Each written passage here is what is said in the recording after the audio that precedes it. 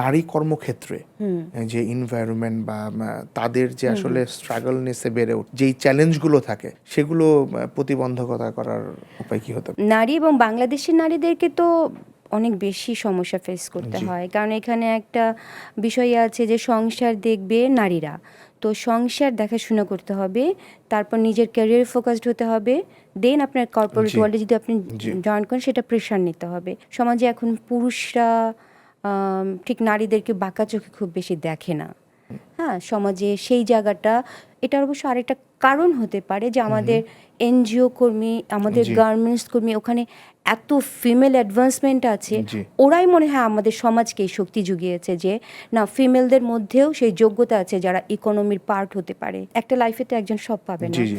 এটাকে একটা লিমিটেশনের মধ্যে রাখতে হবে। লাইক আমি এই প্রোগ্রামটাও করব, আমি এখন অন্য একটা বিয়ের প্রোগ্রামেও অ্যাটেন্ড করব, সব জি। একসাথে হবে না, রাইট। Should be limited.